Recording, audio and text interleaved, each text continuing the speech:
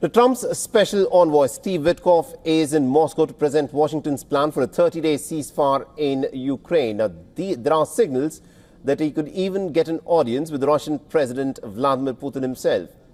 The Kremlin has warned against any hasty deal that would give Kiev a respite from fighting. And this comes on a day when the Russian troops, emboldened by a visit by Putin in Kursk, are moving pretty swiftly, capturing more territory. Our next report gets you the latest from the war zone.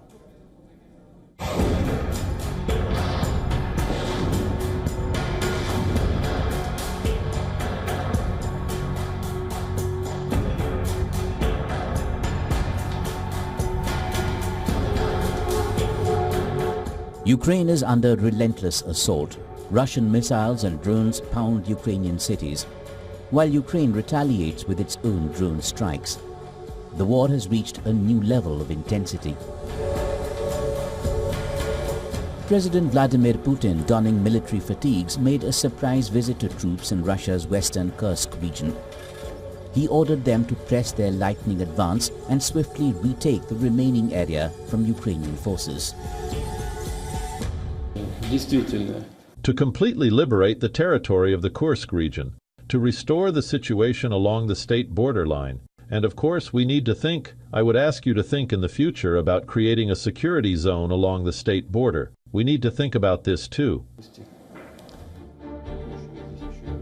Putin's rare visit to the front line carries significant symbolic weight, as Russian forces have also crossed into Ukraine's Sumy region, pushing back Ukrainian troops. On the battlefield, Ukraine faces catastrophe. In Kursk, over 30,000 Ukrainian troops are now cut off, trapped without supplies. Russia has reclaimed 24 strategic settlements in just 5 days in its border region. Russian forces are cutting through Ukrainian lines with superior firepower, drone warfare, and reportedly North Korea-backed infantry units. Kursk, once a hard-fought gain for Ukraine, is nearly lost. Supplies of arms from the US to Ukraine have resumed, bolstered by American backing. Kyiv once again launched a drone attack on Russian territory.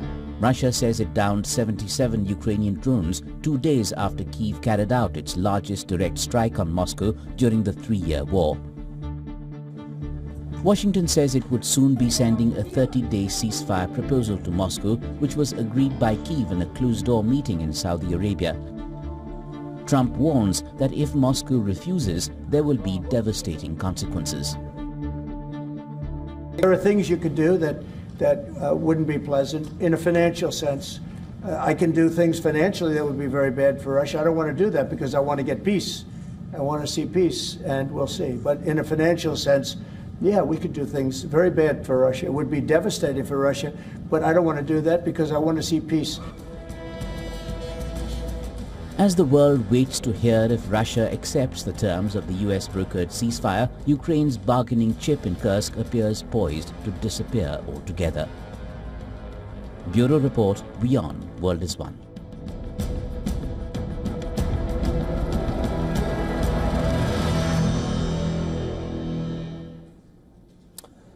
All right, now to give us more perspective in terms of what is happening at this moment in the Russia-Ukraine war, we're joined by Dr. Zachary Pakin from Geneva. He is the Deputy Director of the Better Order Project at the Quincy Institute for Responsible Statecraft in Washington, D.C.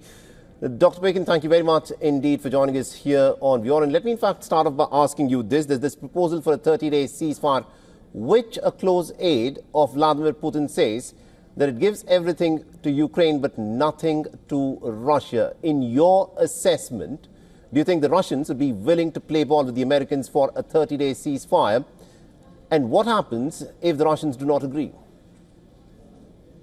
Well, thank you, Mohammed, for having me on your program. I think that they will be willing to play ball, but with conditions, because Russia has a tremendous opportunity before it right now to reset its diplomatic relationship and strategic relationship with the United States. And that is a far more important thing as far as Moscow's interests are concerned than taking a few destroyed villages in eastern Ukraine at this point. So that's absolutely something that they should be willing to entertain. However, Russia has made it quite clear from the beginning of this conflict that what they're interested in is a political settlement and a more comprehensive resolution that involves not just Ukraine's neutrality, but certain changes to the European security order writ large. So Russia's not interested in a ceasefire purely for the sake of a ceasefire. If it's possible for the parties to agree on some kind of political checklist, then that might basically allow for a 30-day ceasefire to take hold, and a 30-day ceasefire is ultimately relatively short, and it would allow Russia to resume offensive operations if they so chose. If the Russians reject this out of hand, which, as I suggest, I don't think they will, there's every opportunity, of course, that President Trump will begin to view Russia as more of the problem rather than as part of the solution. We've seen what happens when President Trump turns his ire on President Zelensky. It's possible he could do the same thing towards Russia. He's quite a mercurial president, and so anything really is possible. You know, it's interesting that you mentioned that he could turn his ire on Vladimir Putin pretty much in the way that he did, in the manner in which he turned his ire on Zelensky. But these are two very different individuals, because at this moment, the Russians say that they've got all the cards on the battlefield. Donald Trump says this as well. This is a war that cannot be won by the Ukrainians with the backing of NATO. With that being the case, if the Russians do not agree to a ceasefire, what action do you think Donald Trump can take? Because he's clearly said it many times over and over again that Ukraine, even with the backing of NATO and with the United States, cannot win this war. Yeah, I mean, President Trump has said that he's going to sanction and tariff Russia if Russia doesn't play ball. The only issue is Russia is already extremely heavily sanctioned, and trade between the United States and Russia is not all that high, so tariffs really aren't going to have much of an economic impact here.